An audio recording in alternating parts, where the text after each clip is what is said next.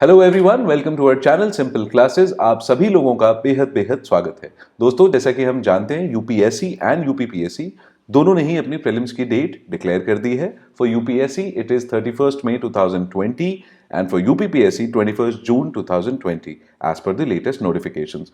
Time बिल्कुल भी नहीं है। आई रियली होप कि आप अपनी तैयारी सिस्टमैटिकली कर रहे हैं, रेगुलरली कर रहे हैं। इसी तैयारी का एक बहुत ही इंपॉर्टेंट महत्वपूर्ण हिस्सा होता है revision. It can't be over emphasised कि रिवीजन के बिना आप जितनी भी चीज़ें प्रिपेयर कर रहे हैं उसको आप ऑप्टिमली यूज नहीं कर पाएंगे, उस नॉलेज को ऑप्टिमली यूज नहीं कर पाएंगे when you are taking the exam. इसी चीज को कंसिडर करते हुए सिंपल क्लासेस ने एक सीरीज स्टार्ट की है करंट अफेयर्स को रिवाइज करने के लिए। हम इस सीरीज में करंट अफेयर्स का रिवीजन करेंगे थ्रू एमसीक्यूज, ताकि आप वो कंसेप्ट जो भी आपने पढ़े हैं, जो नॉलेज आपने गेन की है, वो आपके दिमाग में फ्रेश रहे। आई रियली होप ये सीरीज आपको पसंद आएगी। Please share your feedback and please subscribe to our channel simple classes. कथा के ऊपर है। ऑटोबायोग्राफीज बहुत इंपॉर्टेंट होती हैं फेमस पर्सनालिटीज की। ये डेफिनेटली किसी न किसी एग्जाम में आपको मिलेगा ही, नो डाउट। तो इसका मैं कहूँगा आप अलग से नोट्स भी बनाते रहो, कहीं ना कहीं इसको आप लिखो और उसको बार बार रिवाइज करते हो वो लिस्ट। तो अब इस क्वेश्चन में क्या पूछ रहा है, lessons life taught me unknowingly के लेखक कौन है? Which of the following celebrities is the writer of this autobiography Lessons Life Taught Me Unknowingly? First option है संजय दत्त, इरफान खान, अनुपम खेर, नसरुद्दीन शाह। इंटरेस्टिंगली यहाँ पे सारे बॉलीवुड सेलिब्रिटीज हैं, पर जो करेक्ट आंसर है वो है अनुपम खेर। ये जो ऑटोबायोग्राफी है lessons life taught me unknowingly, ये अनुपम खेर द्वारा लिखी गई है। अब आते हैं अगले क्वेश्चन पे। तो अब देखते हैं क्वेश्चन नंबर 7। क्वेश्चन नंबर 7 है micro finance institutions network MFIN, micro finance institutions network का नया अध्यक्ष, नया चेयरमैन किसे चुना गया है? आपके ऑप्शंस हैं हर्ष श्रीवास्तव, विनीत चैटर्जी, थर्ड ऑप्शन है मनोज कुमार नाम्बियार, फोर्थ ऑप्शन है none of the above. Correct option है आपका इसमें मनोज कुमार नाम्बियार। मनोज कुमार नाम्बियार को MFIN का नया चेयरमैन नियुक्त किया गया है। अब MFIN है क्या? MFIN के नेटवर्क में बेसिकली लेंडिंग इंस्टीट्यूशंस हैं। लेंडिंग इंस्टीट्यूशन किसको कहते हैं? जो पैसा देते हैं। जो इंस्टीट्यूशन पैसे देते हैं उनको हम लेंडिंग इंस्टीट्यूशंस कहते हैं। इसी तरह के जो इंस्टीट्यूशंस हैं MFIN का नेटवर्क बनाते हैं। अब इसमें बड़े इंस्टीट्यूशंस भी हैं और कई छोटे इंस्टीट्यूशंस भी हैं। करीब 56 NBFCs और MFIs MFIN के नेटवर्क में है। NBFC क्या है आपका? नॉन बैंकिंग फाइनेंशियल इंस्टीट्यूशंस, और MFI है आपका माइक्रो फाइनेंस इंस्टीट्यूशन। अब इनके नाम से भी आपको आइडिया लग गया होगा कि ये लोग डील करते हैं छोटी ट्रांजैक्शंस में, यानी कि छोटे अमाउंट्स में। अब अगर किसी कंपनी को 2000 करोड़ का लोन चाहिए तो MFIs और NBFCs के पास वो नहीं जाएगी। इसी MFI नेटवर्क के अंदर में करीब 46 कमर्शियल बैंक्स भी हैं और उनके साथ हैं SFBs, जिनको हम कहते हैं स्मॉल फाइनेंस बैंक्स। दोस्तों, ये कॉन्सेप्ट्स बहुत ज़रूरी हैं, इकोनॉमिक्स के एकदम बेसिक्स हैं। आप इन कॉन्सेप्ट से ध्यान रखें, इनके नोट्स बनाएं, इनको रिवाइज करें, समझने की कोशिश करें कि एक इंस्टीट्यूशन दूसरे इंस्टीट्यूशन से कैसे अलग है। अब NBFC MFI में क्या फ़र्क है, NBFC बैंक्स में क्या फ़र्क है। आइए कुछ और फैक्ट्स देखते हैं NBFC और बैंक के रिलेटेड। अब NBFCs जो होता है और बैंक होते हैं, प्राइमरीली लोगों को ये लोग पैसे देते हैं, ट्रांजैक्शन करते हैं, लोगों को पैसे लेने होते हैं तो ये इनके पास जाते हैं। NBFC के पास जाके भी आपको लोन मिल सकता है, बैंक के पास भी आपको लोन मिल सकता है। तो अब इसमें फ़र्क क्या है? फ़र्क है इनके कॉन्स्टिट्यूशन में, इनके इनकॉर्पोरेशन में। इनके इनकॉर्पोरेशन में फ़र्क है। जो NBFCs होते हैं और जो बैंक होते हैं वो अलग अलग तरीके से स्ट्रक्चर किए जाते हैं।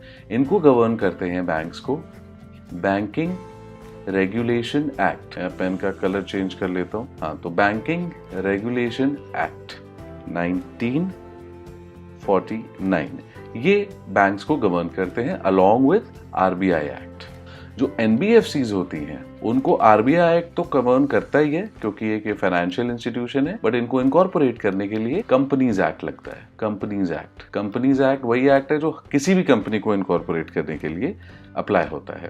तो ये की डिफरेंस है NBFC और बैंक इंस्टीट्यूशंस में उनके कॉरपोरेशन का फर्क है। अब इस कॉरपोरेशन के डिफरेंस की वजह से फर्क क्या पड़ता है, इम्पैक्ट क्या पड़ता है, वो भी समझ लेते हैं। एनबीएफसी खोलने के लिए आपको आरबीआई से लाइसेंस की जरूरत नहीं पड़ती, बैंक्स को जरूरत पड़ती है लाइसेंस के बिना एक बैंक नहीं खोल सकता। तो दोस्तों हम देखते हैं क्वेश्चन नंबर 8 इस वीडियो का। क्वेश्चन है, भारतीय कृषि को बदलने के लिए, उसमें सुधार लाने के लिए मुख्यमंत्रियों की उच्चाधिकारी प्राप्त समिति का प्रमुख कौन है? Who is the head of the high-powered committee of chief ministers to transform Indian agriculture?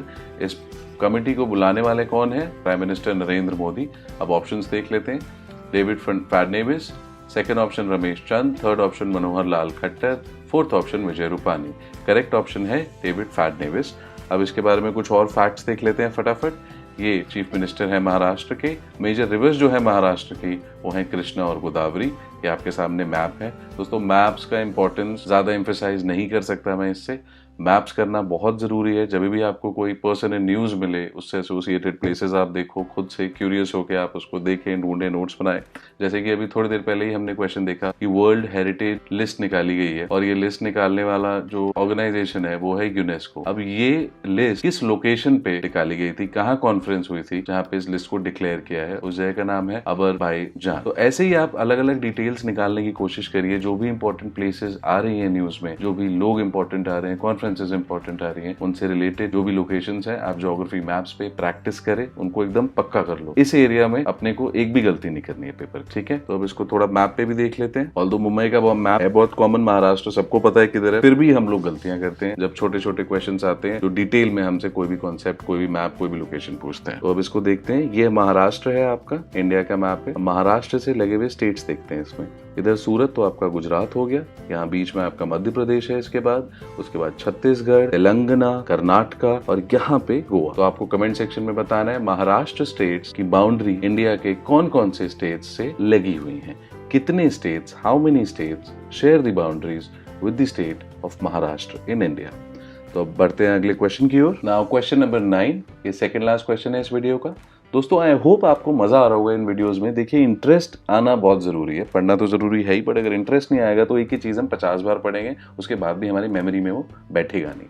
तो अगर आपको कहीं पे भी कोई भी इशू हो रहा है तो आप प्लीज कमेंट सेक्शन में बताएं हमें। आपका फीडबैक हमारे लिए बहुत वैल्यूएबल है और हम उसको कोशिश करेंगे उसके बेसिस पे हम आपको और अच्छे से चीजों को एक्सप्लेन कर पाए, समझा पाए। तो अब आज का क्वेश्चन देखते हैं। क्वेश्चन नंबर 9, हाल ही में जारी केंद्र बजट, जो बजट अभी आया था, फाइनेंस मिनिस्टर कौन है? हमारा वित्त मंत्री निर्मला सीतारमण। ये चीजें आपको याद करनी है। होम मिनिस्टर कौन है? हमने देखा था कल ही, अमित शाह। तो इस तरीके से आपको मिनिस्टर्स के नाम, उनके मिनिस्ट्री पोर्टफोलियोज हमारे क्वेश्चंस के थ्रू आप याद रखें, हम टाइम टू टाइम उसको रिवाइज भी कराते जाएंगे। तो बजट के बेसिस में, बजट के अंदर में ईंधन पर उत्पाद शुल्क में क्या वृद्धि हुई है? 1 रुपए की, 75 पैसे की, 1.5 रुपए की, 2 रुपए की। तो फ्यूल पे अगर आपने बजट की डिटेल्स देखी हैं, अगर नहीं देखी हैं तो कोई टेंशन नहीं है, हम एक वीडियो निकालने वाले हैं जिसमें बजट के सारे हाईलाइट्स बहुत अच्छे से कवर होंगे। तो फ्यूल पे जो एक्साइज ड्यूटी बढ़ाई गई है अभी, वो 1 रुपए से बढ़ाई है इन्होंने। अब एक्साइज ड्यूटी जो होता है वो किस तरह का टैक्स होता है? कर होता है, बट कौन सा कर होता है? तो 2 तरह के कर होते हैं, एक होता है प्रत्यक्ष और एक होता है अप्रत्यक्ष। प्रत्यक्ष को हम डायरेक्ट टैक्सेस बोलते हैं और अप्रत्यक्ष को हम इनडायरेक्ट टैक्सेस बोलते हैं। मैं यहाँ पे जितना साफ हो सके लिखने की कोशिश कर रहा हूँ, बट टाइम भी थोड़ा लिमिटेड है, तो please bear with my handwriting. तो प्रत्यक्ष जो कर होते हैं वो डायरेक्ट टैक्सेस होते हैं, अप्रत्यक्ष कर जो होते हैं वो इनडायरेक्ट टैक्सेस होते हैं। एक्साइज ड्यूटी जो है वो एक प्रकार का अप्रत्यक्ष कर है, ठीक है? तो अब चलिए आगे बढ़ते हैं अगले क्वेश्चन की ओर। तो क्वेश्चन नंबर 10, इस वीडियो का आखिरी क्वेश्चन, चाबहार बंदरगाह पे बेस्ड है। चाबहार पोर्ट काफी ज्यादा इंपॉर्टेंट है स्ट्रेटेजिकली इंडिया के लिए। किस लिए? ट्रेड करने के लिए। अब इंडिया अगर यहाँ पे हम लेके चलते हैं तो इसके ठीक इधर आपका पाकिस्तान पड़ता है, जो हमें ट्रेड नहीं करने देता अपने पोर्ट्स यूज करते हुए। उसके बाद इधर अफगानिस्तान और आगे सेंट्रल एशिया की कंट्रीज आ। तो अगर हमें इनके साथ ट्रेड करना है तो करंटली हम एक लंबा रूट लेके यूरोप के थ्रू इनके साथ ट्रेड कर पाते हैं। ऊपर इधर रशिया है, उसके साथ भी अगर हमें ट्रेड करना है तो यही ऑप्शन अवेलेबल होता है हमारे पास। अगर हम ईरान का चाबहार पोर्ट का जो ट्रेड रूट है उसको डेवलप कर लें तो हमारे ट्रेड के लिए काफी ज्यादा फायदेमंद होगा। अब इसको मैप के थ्रू भी समझ लेते हैं। अब देखिए ये आपके सामने ईरान है, यहाँ पे जो लोकेशन है चाबहार पोर्ट की ये यहाँ पे इंडिकेटेड है, इंडिया, उसके बाद पाकिस्तान, फिर Afghanistan, Turkmenistan, Iraq, Saudi Arabia, UAE, ये सारी कंट्रीज इंडिया को छोड़ के ईरान के साथ अपना बॉर्डर शेयर करती हैं। तो कमेंट सेक्शन में आप हमें बताएं कि ईरान कंट्री कौन कौन सी कंट्रीज के साथ अपना बॉर्डर शेयर करता है। अब यहाँ पे समझने वाली बात ये है, ये जो पाकिस्तान देख रहे हैं आप, इसके ठीक यहाँ पे एक पोर्ट है ग्वादर पोर्ट, उनका समुद्री पोर्ट। बट इस पोर्ट को हम यूज नहीं कर पाते क्योंकि पाकिस्तान के साथ हमारा रिलेशन स्टेबल नहीं। अब ईरान पे जो चाबहार पोर्ट है, इसको यूज करते हुए हम डायरेक्टली सेंट्रल एशिया की कंट्रीज के साथ ट्रेड कर सकते हैं। सेंट्रल एशिया में कौन कौन सी कंट्रीज आती है? Turkmenistan, Uzbekistan, Kazakhstan, Kyrgyzstan. अब आप कमेंट सेक्शन में हमें बताएं कि सेंट्रल एशिया को कंप्राइज करने वाली कौन कौन सी कंट्रीज। तो आई होप आपको ये अच्छे से समझ में आया होगा चाबहार पोर्ट क्यों इंपॉर्टेंट है। ये बहुत ही इंपॉर्टेंट टॉपिक है, इसके प्लीज नोट्स बनाएं, इसको रिवाइज करें, एग्जाम में डेफिनेटली आ सकते। अब आगे बढ़ते हैं अपने बोनस क्वेश्चन की ओर। फ्रेंड्स, मैं देख रहा हूँ कमेंट सेक्शन में आप लोग बोनस क्वेश्चंस का आंसर दे नहीं रहे। I request you all, please, ये आपके लिए ही है। और कमेंट्स में आपके आंसर लेने के लिए हम इसलिए रिक्वेस्ट करते हैं क्योंकि उसी बहाने जब आप आंसर लिखते हैं वो आपको ज्यादा टाइम तक याद रहे, तो आपके रिविजन में भी हेल्प होगी। तो बोनस क्वेश्चन क्या है? RBI has launched CMS system to launch complaint against which of the following entity. RBI ने निम्नलिखित में से किस संस्था के खिलाफ शिकायत दर्ज करने के लिए सीएमएस प्रणाली शुरू की है? आपके ऑप्शंस हैं अर्बन कोऑपरेटिव बैंक्स यानी कि शहरी सहकारी bank, NBFCs non banking financial institutions, वाणिज्यिक बैंक, कमर्शियल बैंक्स, या फिर ऑल ऑफ द अबव यानी कि सारे इनमें से। तो दोस्तों, आज की ये क्लास यहीं समाप्त होती है। हम आशा करते हैं कि आपको जरूर पसंद आई होगी, कुछ ना कुछ नया सीखने को मिला होगा। वीडियो को प्लीज लाइक करें अगर आपको वीडियो पसंद आता है। अगर आपके पास कोई इशू है, कोई प्रॉब्लम है, तो you can write to us. आप हमें ईमेल कर सकते हैं या फिर कमेंट के जरिए भी बता सकते हैं। हम कोशिश करेंगे उन पे जल्दी से जल्दी अमल करें।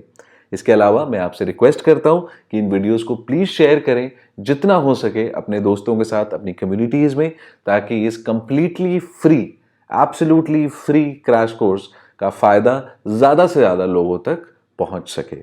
Thank you so much for your time. अब आपसे अगली क्लास में मुलाकात होगी। आज के लिए बस इतना ही। Thank you.